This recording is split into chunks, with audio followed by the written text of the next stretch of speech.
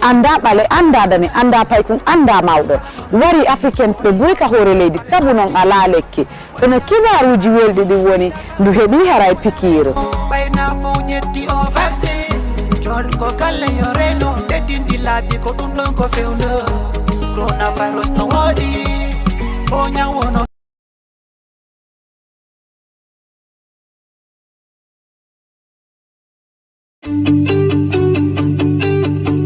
If you want to receive monies from UK, Europe, USA, Canada, Switzerland, and the rest of the world, Supersonics Money Transfer has got you covered. With the largest payout network in the Gambia, you can now receive your monies anywhere you are, from Kartong to Koina, with less hassle. Yes! You can receive monies from your family and friends in UK, Europe, USA, Canada, Switzerland, and the rest of the world with our safe, secure, fast, and convenient service that offers you the largest selection of payout locations in the Gambia. Supersonics Money Transfer. We are currently in 34 African countries and counting, giving you quality money remittance services that are second to none. Visit the Google Play Store or the Apple Store today to download the Supersonics Money Transfer app and enjoy excellent money transfer services only with Supersonics.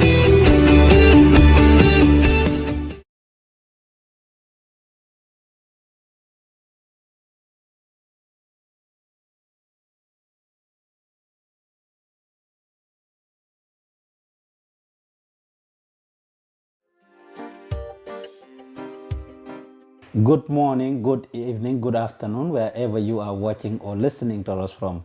It's your favorite Nyohobai show coming your way from the Gambian Talents Television. And I'm your presenter, your host, Pa Usman Juf. And I have the pleasure to introduce my guest, Mr. Bruma Dibba. Welcome to the Nyohobai show. Thank you. Thank you very much, Mr. Juf. You are currently in Seattle. Yes. What brought you here? I actually came to visit family members, you know, in many places in America, and I intended to go back on the 30th of March, and I got stuck here due to coronavirus. And since then, I'm stuck here right now. We will come back to that, but for the sake of our audience who don't know who Bruma Dibba is, what can you tell us about yourself? My name is Bruma Dibba. I'm from Farafenye. In Farafenye, they call me Bruma Janke. Bruma Janke. Yes, I went to school I was born in 1960. I went to school in Farafenye until my secondary fourth. Then I moved to Nusrat High School in 1977. Then I did 3 years in Nusrat. At the time, that was what they gave us when from secondary school. Okay. And I graduated in 1980. I taught for a while in Bakau Primary School and also in Kerchorno. Okay. Then from there, I joined the Telecoms Training Center in Banjul. It was they used to call it Vocational Training Center, okay, which later turned to GTTI. Oh. But it was in Banjul after there's a section owned by the Telecoms Department at the time, because then that's where I did 2 years of engineering studies. Then I joined the Telecoms Department in 1983. Okay. I started as a microwave radio technician. Okay. We were responsible for the provincial radio link. Okay. There were two of them, but we are responsible for provincial radio link and also the radio link to Dakar. Okay. Because between Dakar and Senegal and Gambia, the telephone service was through a microwave link. Okay. Yeah.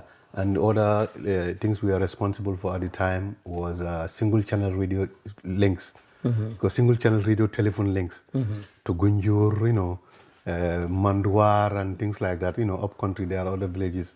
These are single boxes that, you know, a radio link that you connect to a telephone, the analog telephone at the time. We are talking about landline here. Yeah, for the newer generation, of course, when you talk about phones, this is what we know, cell phone, mobile phone. But we are talking about landline here. Exactly. Okay. And up to 1984, then the Gambia government at that time, you know, we had the Post and Telecommunications at the time. Gambia Post Office. Post Office and Telecommunications, they were one. They were one department. They used to call them Post and Telecoms Department. Okay. But the international traffic was owned then by the then Cable and Wireless. It was owned by the British government. Okay. Since colonial days, up to 1984. Okay. Even after independence. Okay, yeah, even after independence. Then I think then we had somebody advised the Jawara government, Jawara then, to try to buy the old Cable and Wireless, the international section from the British government. And that's what they did. They bought it from everything from the British government and amalgamated the then Cable and Wireless with the telecoms department. Then separating the telecoms from the post office. The post office went on its own. Then the telecommunications department joined with the then Cable and Wireless. It was basically, if you know Russell Street in Banjul, next to the hospital, that's where they had the switch terminal, but the other section is in Abuko. That was the international section. So this is now called Telegraph Road, right? Thank you. Telegraph Road. That's where that was Cable and Wireless. So those two, when they were amalgamated, that was in 1984. That was brought about the birth of Gamtel. Gamtel, okay. We will come back to that. You mentioned attending secondary fourth. Was that at Farafenni Secondary Technical? Farafenni Secondary School. How many years was that? I did 4 years. So you had to do 4 years of secondary school and then 3 years of high school? At that time, if you didn't have entrance examination to go to high school, the government had what we call secondary schools. At the high school, you do 5 years, but at secondary school, you do 4 years. But believe me, it was a wonderful system because after completing secondary fourth, in many schools, you just do 2 years. They take you back to Form 4 and Form 5. But funnily, most of the curriculum that was done in high school, we already covered it in secondary school. But Nusrat, they just insisted on 3 years at that time. They take you to Form 3. Okay. Funnily, my classmates, if I tell you some of them, you'll be funny. My classmates in Form 3 in Nusrat were Sirif Gomez, the former Minister of Interior and Education during Yaya Jammeh time. You have Tombon Sedi, the former Director General of Lai Conte, the Mayor of KMC. Okay. These were all my classmates. We were in the same class. And you know, Banta Kaira is his younger brother of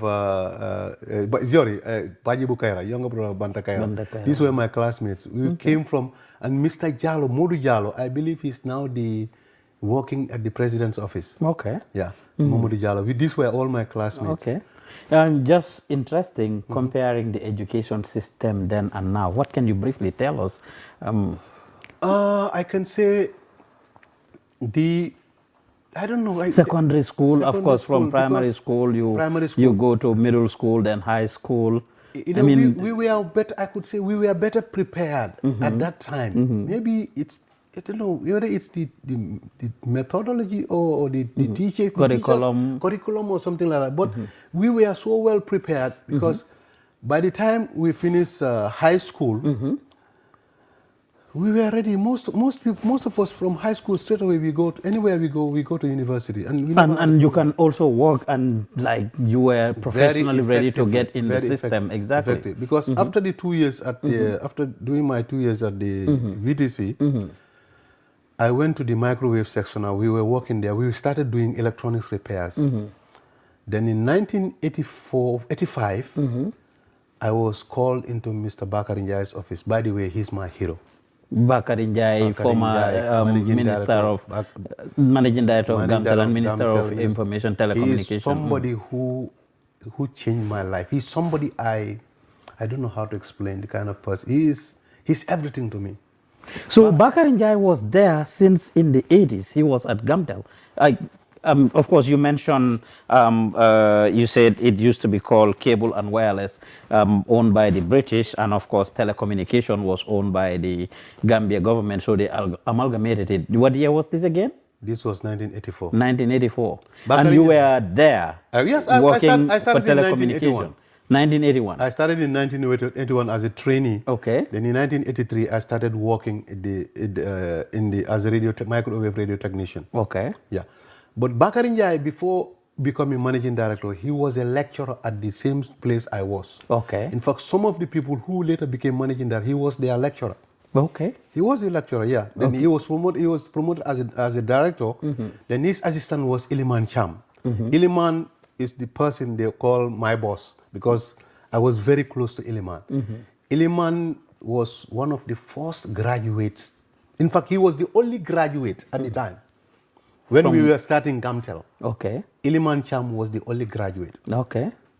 From international, like even abroad, Bakarinja himself was not a graduate. Bakarinja HND. Honestly, yeah. Yes, nobody had a degree. Only Iliman had a degree. That's how we started. Let's talk about the amalgamation. So Gamtel, the government, Jawara was advised to buy cable and wireless from the British, and now amalgamated it, separated the post office from the telecommunication. Who were the people behind this? Who did he hire to actually run this project? Actually, that was the interesting part, because when we were about to start, most people then never believed that it was going to work. And I could remember our first meeting. You know, if you know Russell Street, there was a tower. Telegraph. We didn't even have a meeting room. We had a meeting, general meeting outside. There was Mr. Bakarinja, he stood and he faced all of us. He told me, look, we are given a task to modernize telecommunications in the Gambia. But many people do not believe us. Why was that so? Because they just, they thought maybe we are not educated or Gambians don't take anything seriously. Before then, there was this rice project called RDP. A lot of money was invested in it and it never went into, was not successful. So everybody was saying, RDP at Jahali Pachar. Thank you. They were saying, if Gamtel is done like, they were just going to waste this money. It's going to be just like another RDP. That's what many people were saying. The Gambia government, many people were encouraged to invest in Gamtel at the time. They refused. If I could remember right, only the government owned 99%. Gambia National Insurance Company, GNIC. Then you had Mr. Omar Dibba. I think it's Omar Dibba. He was the managing director of GNIC. He was the only one who was willing to invest in Gamtel. And GNIC owned 1%, but it was later bought by government again. Yeah. So when it started, nobody believed us. So Bakarinja in a meeting, he said, look, but I believe you people. If we all come together and work well, I am sure this thing can work. And believe me, this is what we did. Everybody came in and we started. Because at that time, the telephone network, in the total number of telephone in Banjul, Serekunda, and few places had telephone. And these were all analog Srauja, the Srauja telephone, it's like rotary telephone. We used to mock them, That's how it operated. But at that moment, when this thing happened, the Gambia government took a loan from the French government. Because we're trying to modernize this. They said, look, let us get rid of this old analog system. Let's get the latest technology in the market. At the time, the French had a telephone switch called the E10B. This was what the Gambia government guaranteed the loan. In fact, there was a Gambia government loan, took the loan to buy this equipment and start Gamtel E10B. This was what was done in Cameroon Street. Built this land and everything. That's where Gamtel was born. The first switch was done there, and the cable network started in Banjul and later in Serekunda and few areas, selected areas. That's how Gamtel started. So Bakarinjai and Iliman Cham, Keba. You have MM Cham, Iliman Cham was the deputy. You have MM Cham, Omar Ndao, Pagay, and many other people. Like we had later on Mr. Njai. Bakarinjai is a very smart guy. Administratively, he went to this place, Quadrangle or somebody. He hired one honorable gentleman called Mr. Jain, Mamadou Jain. He passed away, he's late now. He took Mr. Jain is a perfect and proper administrator. He brought him as an administrative director, then later went and hired somebody else. Could remember Aliou Cisse as the finance director. Aliou was working for GUC at the time. But Bakari was very good in selecting people. He took the best, and somebody, I could remember there was this other guy, Usman Jala, he's also late. These are the kind of people he brought in. Usman was later the head of the procurement. And we had Fode Cisse, the late also, he was the younger brother of the late Sirif Cisse. Fode was head of marketing, but he later became the general manager of Gamsal. Okay, before his retirement. And you had somebody like, his assistant was Mr. Usman Sonko. And many wonderful, motivated, focused people. Local Gambians. Everybody, there was no outside. People you couldn't even understand. For years, I mean, we have heard, of course, during this time I was in Borno, I was young, but for years, we've heard that Gamtel was either number one or next to South Africa when it comes to telecommunication in Africa. Exactly. What went wrong? Because, when Gamtel started, Mr. Njai, Bakari Njai, this is what he told Jawara. He said, look, we need to train people. Yes, we need to train Gambians. Because we know right now only Iliman is a graduate. But the rest of these people, we have a school, let us train our people wherever necessary. He said, when we train, I believe this is how he put it. He said, when we train 100 people and 50 of them leave, we'll be only left with 50. But if we train 300, 400 people, minimum bachelors, very well, if 300 people leave, we are still left with 300 people. And this is the case with Gamtel, even today. Gamtel has one of the most trained staff in the whole of the Gambia. Very, very, very, very, very highly trained people in Gambia. Okay, so what went wrong? Gamtel was doing well. Gamtel invested in the human resources. Okay. And this is where the national part comes in. And it's so vital. This is what so many people miss. Most people, I could remember during Gamtel days, people will get up on Sunday morning and go to work. They'll be there until 2 o'clock, just to realize that today is Sunday. Okay. You have to be motivated to do that. And this is how Bakari Njai does it. And during Gamtel days, what the government did was, they do what they call performance contract. They have criteria, they set criteria for us, like the quality of service, the quality of call, the number of drop calls. If you want to make a call and you drop a call, that is too bad for us. We try to avoid that. The number of lines we create, the number of lines we connect, the quality of service, and everything is monitored. In telecommunications, easy. You monitor all these things. These are all done by the International Telecommunication, ITU. They do all this. They know what everything is. And this was how they used to grade us. Even today you can do it. That's how they used to grade Gambia and South Africa. If you make an international call, the first time you went through, that's A. If you have to do it 3, 4, 5 times, then your quality is very poor. When you make a call and it drops, and the cost of the call, all of these together combined is what gives you a good quality telecommunications network. And during Bakari Njai's time, what most people don't know, the whole concept of Gamtel was to make money for the government. And Gamtel was making a lot of money for the Gambia government. A lot of money. I'm privileged. I was privileged to witness meetings where I know how much money Gamtel was generating at the time. Can you share that with us? No, I might not for the sake of approximately. how many billions or billions? But these are figures you can get. You can go to ministry. You can easily. These are figures that are available in the Gambia. You can easily get them. You can easily get them because every year we had to go to Bakari Njai has to go to Parliament and make a declaration of how much profit we make, and this how much dividend we pay to the government, and everything. And that's why I could not understand. In fact, I understood why it was done. But some people knew how much money Gambia government was making. And this is what the Gambia government is denied today.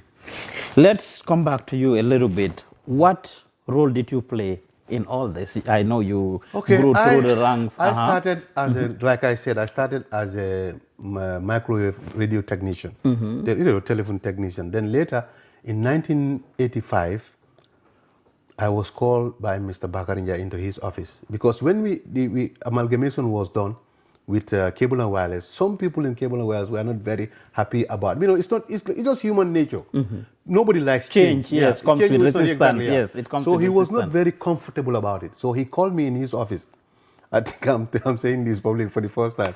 I used to call myself an engineering espionage. He called me into his office. He said, Bruma Dibba, he said, I want you to go to Abuko.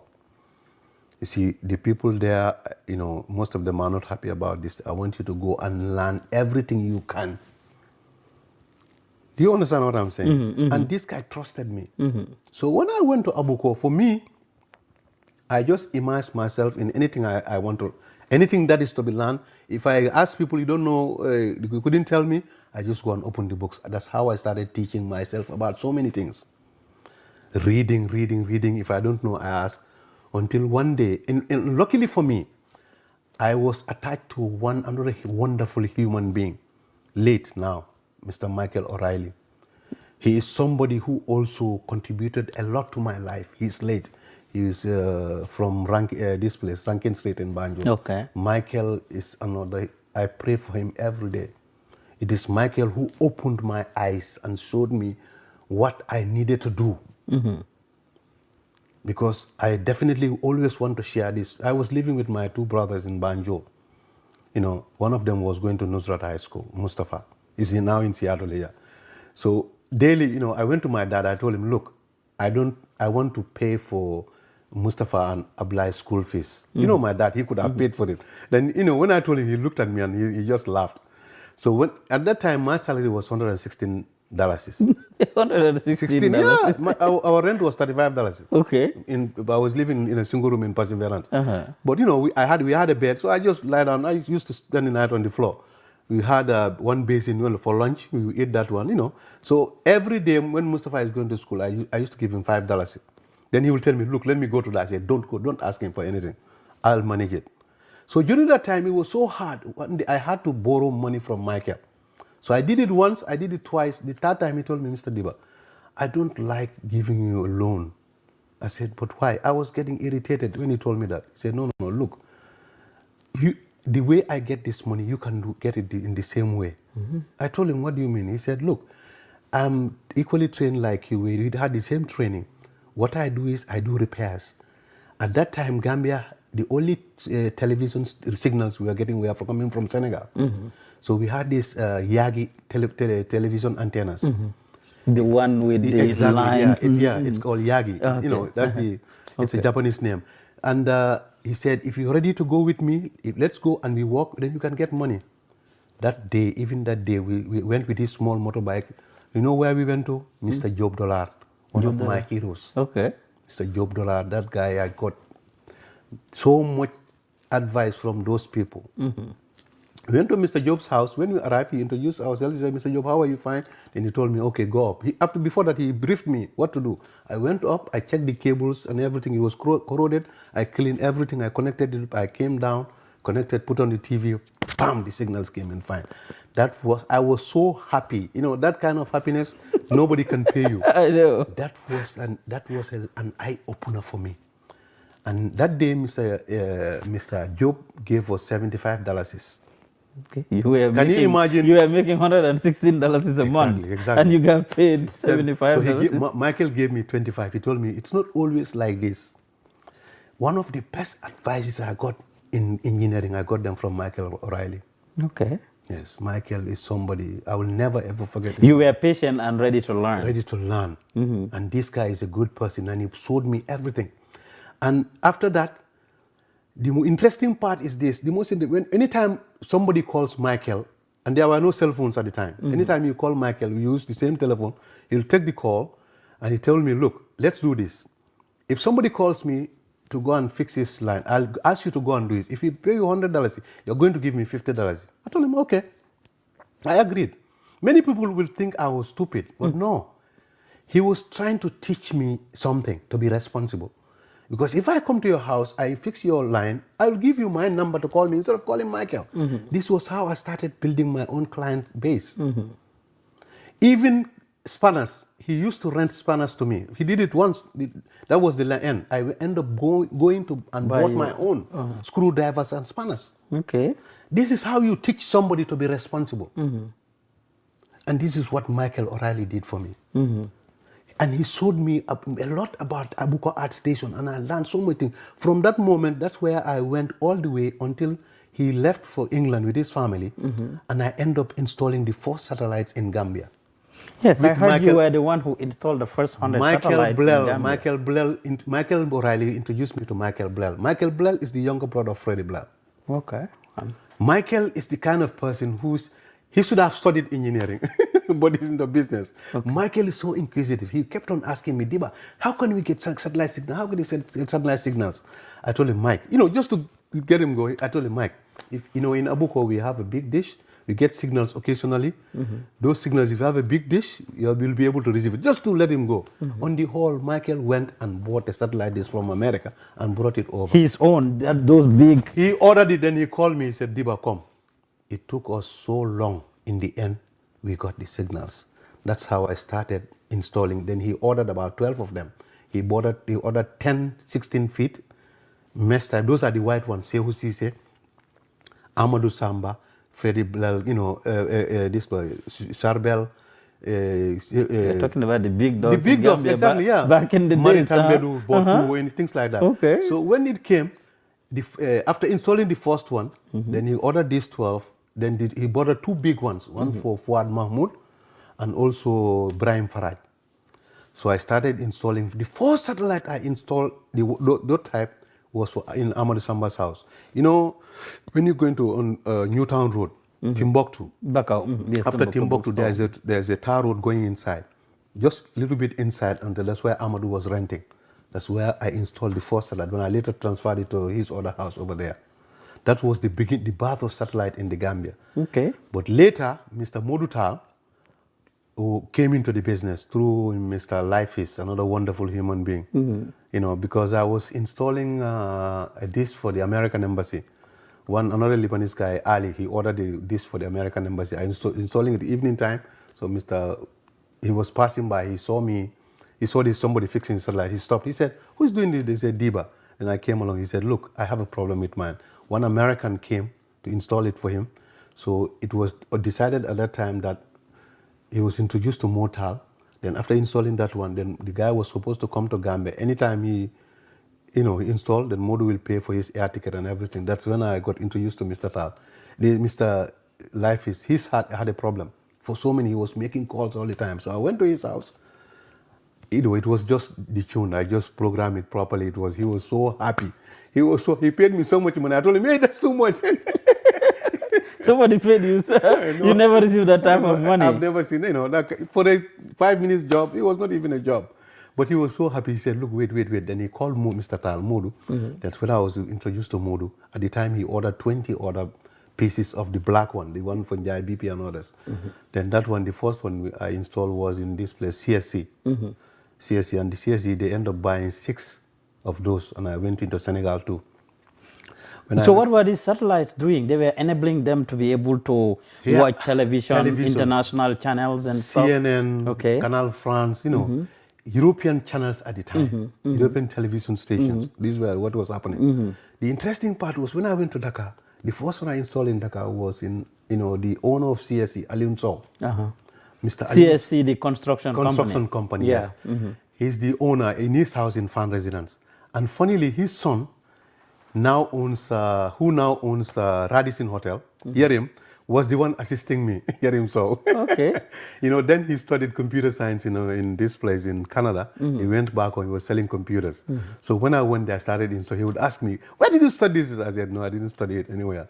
But Gambians, for a long time, did not study a lot of the things that they did.